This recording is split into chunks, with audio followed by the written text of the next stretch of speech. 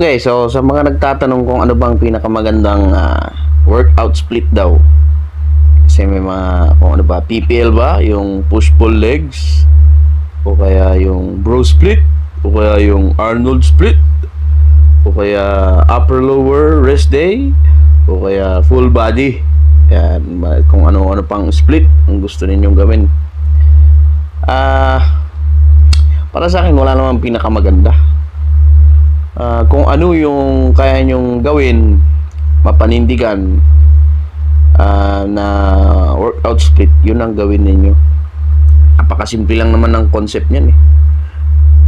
At least, ang unang-una nyong dapat tatandaan, at least, ma-workout nyo yung muscle nyo twice a week. Yan, kung ano mang split ang ginagawa nyo. Pangalawa, basta alam nyo, hindi pwedeng i-workout ang isang muscle na magkasunod na araw. Kasi kailangan ng muscle na magpahinga para ito ay lumaki. Ayan. Pangatlo, depende sa lifestyle mo.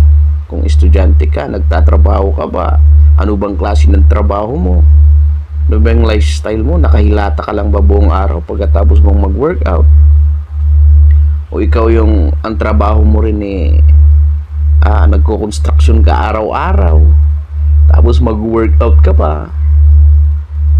Diba? Ang daming factors na kailangan mong tignan kung ikaw ay nagbubuhat sa gym. Parang ako, kasi naniwala ako dun sa mga pa-science based pang nalalaman na sinasabi the best daw ang full body workout. Kasi mahit mo siya 3 beses imbis na 2 beses lang sa isang linggo. Tama nga naman, kasi kung mag-full body workout ka, Monday, Wednesday, Friday ka magbubuhat. The rest, pahinga mo. So, talo pa niya yung mga ibang split kasi yung full body na buong katawan mo, nahihit mo yung muscle mo 3 beses sa isang linggo. Hindi lang 2. Gets nyo na? Hindi kagaya pag PPL, di ba? Pag push-pull legs, push, di ba? Push, o kasama yung bench dyan. Tapos PPL, tapos ulitin mo lang ulit. 2 beses ka lang nag-chest sa isang linggo, di ba?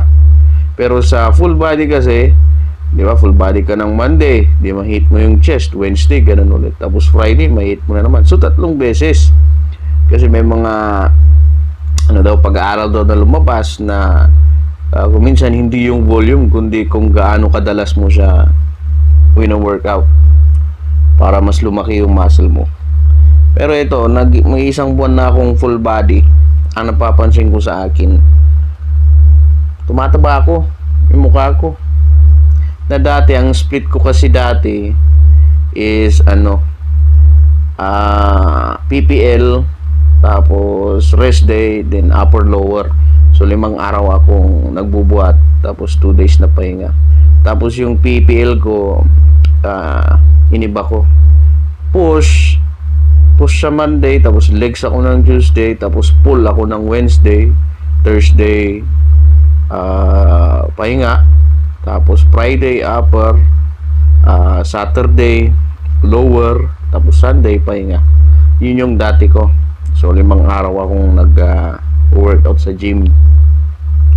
Parang mas maganda pa yon kasi itong full body na 3 beses, sinasabi nga daw kasi nila 3 beses mo nang nai-hit, mas marami pang araw yung pahinga mo, so mas lalaki daw yung muscle mo.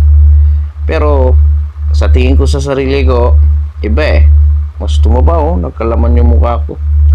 Kasi nga yung lifestyle ko din, hindi kasi ako yung, kumbaga, pagkatapos ko sa gym, ang next ko nang gagawin is madalas wala na akong physical activity.